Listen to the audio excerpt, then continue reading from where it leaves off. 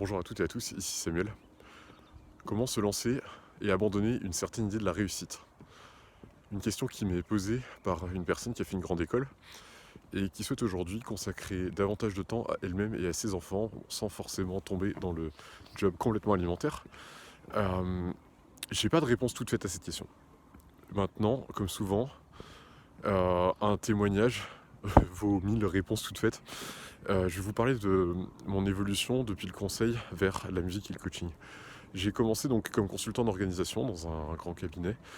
Euh, et le modèle de réussite dans ce grand cabinet consistait à bien délivrer ses missions, bien vendre, se rapprocher politiquement des personnes les plus haut gradées du cabinet et monter dans les échelons, monter en salaire. Et c'est un modèle qui convient très bien à beaucoup de personnes. Il se trouve que moi, il ne me correspondait pas du tout. J'avais pas envie de devenir manager et donc la conséquence de ça, c'est que j'étais pas forcément inspirant pour mes collègues. Et je leur en veux pas. C'est plus moi qui étais pas à ma place et simplement la conséquence pour moi, c'est que euh, je me suis senti franchement seul pendant, notamment sur certaines missions avec un cabinet de conseil à la culture encore plus shark que la moyenne, on va dire. Euh, où franchement je me sentais transparent vis-à-vis de mes collègues. J'avais pas le même drive que eux, ou en tout cas pas pour la même chose, et du coup j'étais pas intéressant. Enfin en gros, les sujets qui m'intéressaient les intéressaient pas. Beaucoup passaient du temps à se plaindre de ce qui se passait. Moi ça m'a jamais paru intéressant de me plaindre. Et donc je vivais, c'était en plus une mission à distance, enfin loin de mon domicile, donc je vivais H24 avec des gens avec lesquels je partageais pas du tout le même modèle de réussite. Et je me suis senti mal, j'ai perdu du poids. Euh, donc un premier élément, c'est que si le modèle de réussite ne me convient pas, il n'y a aucune chance que j'y sois moi satisfait. Ce qui peut être un premier élément pour aider à me jeter à l'eau. Enfin, en tout cas, ça m'a aidé. Euh, je suis, j'ai quitté ce cabinet, je suis rentré dans une coopérative fondée par Greenpeace, par des militants de Greenpeace, qui fournit de l'électricité renouvelable. Et donc ça a été un premier renoncement à une idée commune de la réussite, notamment un renoncement à des progressions de salaire élevées, un renoncement à travailler dans des structures connues,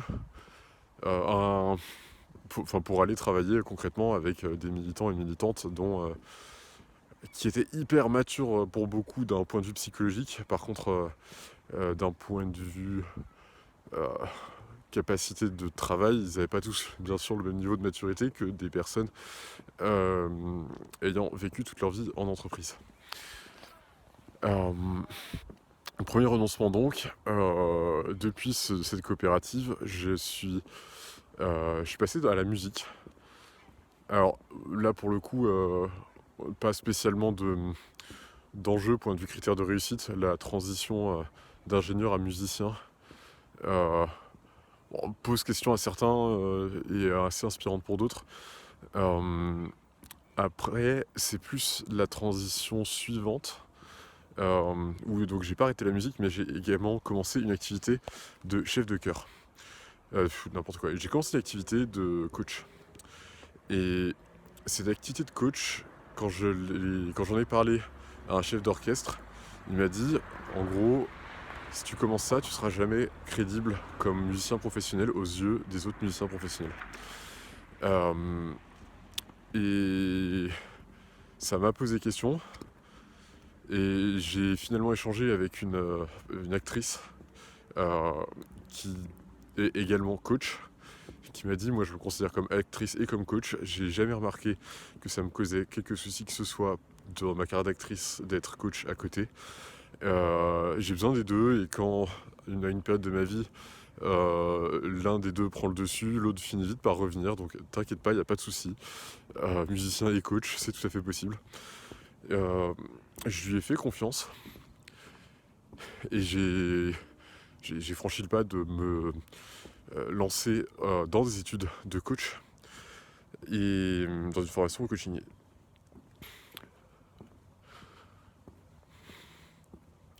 j'ai fait ce choix et le chef d'orchestre en question a fini par me dire également, à un autre moment, Samuel, monte pas ton ensemble, c'est trop galère. Enfin, euh, il me disait que monter les concerts, tout était horriblement cher, que ça prend beaucoup d'énergie, que c'est fatigant. Et pourtant, il en a de l'énergie. Et donc, la même personne qui me déconseillait de me lancer dans une activité annexe euh, me, me disait voilà, fais pas comme moi. Et aujourd'hui, en fait, je trouve les deux très complémentaires. J'adore la direction de chœur. Mon prochain projet, quand je m'en donnerai le temps et les moyens, ça sera de, de trouver un compositeur ou une compositrice qui compose pour le climat, l'avenir de la planète, et de monter un ensemble vocal pour interpréter ses œuvres. J'adore diriger, j'adore m'exprimer musicalement. Et le coaching me permet de me sentir pour le coup profondément utile aux personnes que j'accompagne. Et me permet aussi de constituer une source de revenus plus confortable que peut l'être celle d'un chef de chœur qui débute et qui court à droite à gauche avec 6 ensembles différents qui payent ce qu'ils payent et qui finissent pour beaucoup de ceux que j'ai vus en burn-out.